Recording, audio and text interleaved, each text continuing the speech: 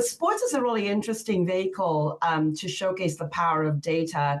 Every sports person, whether you're a cyclist or a swimmer or a gymnast, there's just an enormous amount of data that they're generating. As an example, in the Bundesliga match, for example, 3.6 million data points gets generated every match.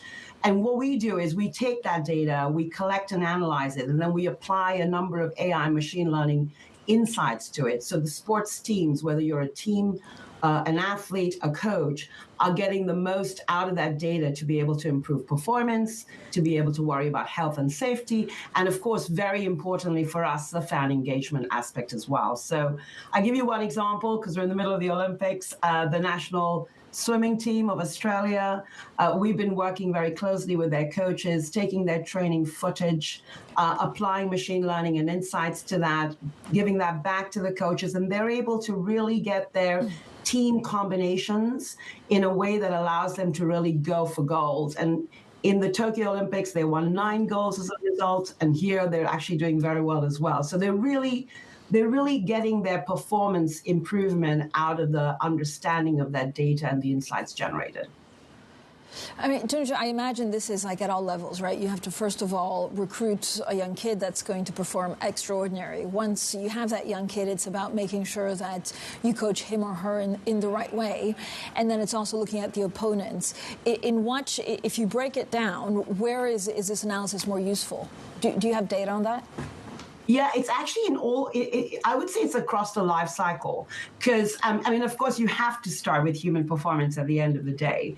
But what data is doing is allowing these coaches to really help those athletes understand where they're good, where they need to develop further by combining the historical data they've got with the real-time data and then feeding insights back. So, I'll give you another very good example in motorsports, for example.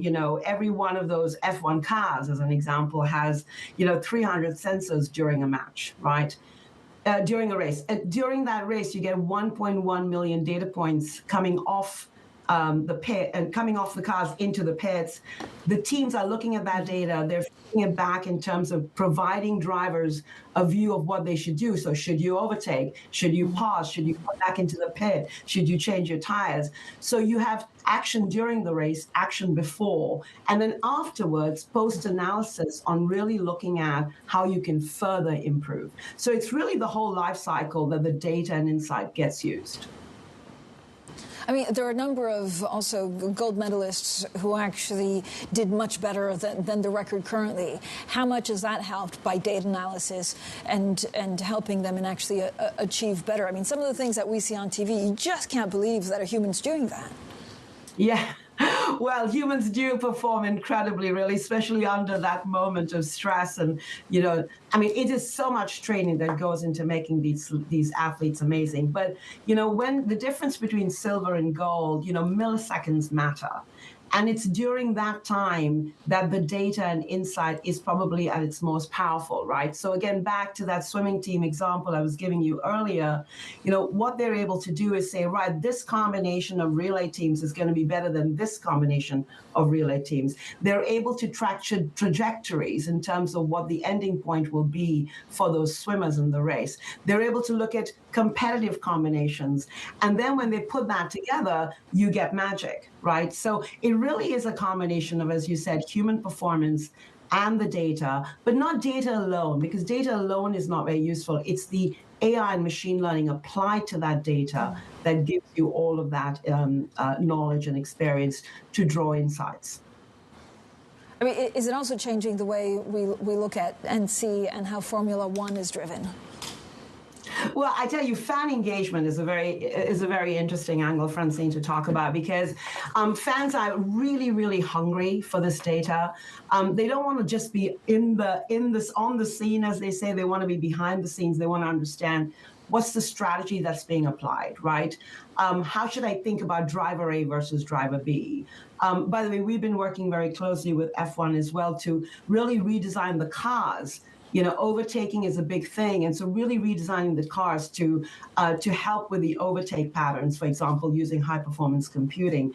But I'll give you a really good one. We developed this thing called F1 Insights with F1, using, by the way, 70 years of their historical data, combining that with our real-time data.